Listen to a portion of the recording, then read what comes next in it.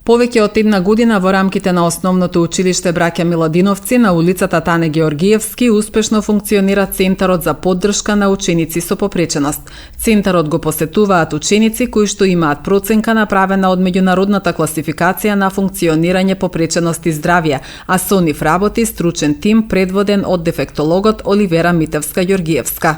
Повеќе од една година работи Центарот за поддршка на ученици со посебни потребни при Основно училиште Браќа Миладиновци Куманово.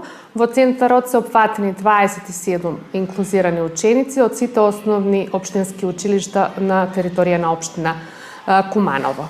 Течињата доаѓаат со мислење, односно проценка од Комисија за функционална проценка, со дадени цели според кои што даваме индивидуални дефектолошки и логопедски третмани.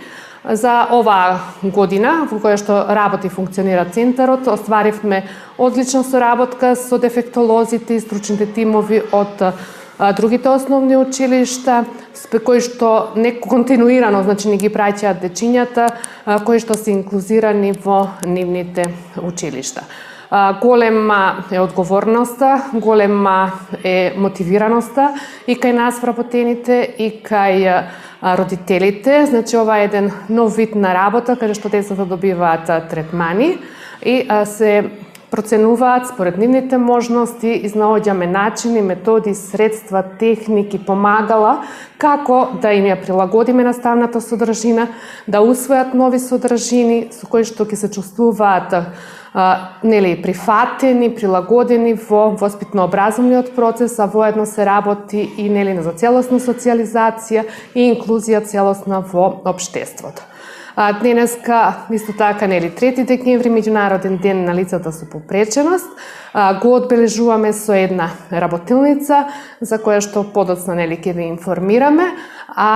Јас искрено не би сакала само на 3 декември да обрнеме внимание во овие дечиња, да помислиме на нивната инклузија, да помислиме на нивните права, потенцијали, можности и способности и сето тоа во текот на годината да го реализираме, да им овозможиме инклузивно општество, општество во кое што ќе се чувствуваат рамноправни и корисни, прво за себе, а потоа и за општеството.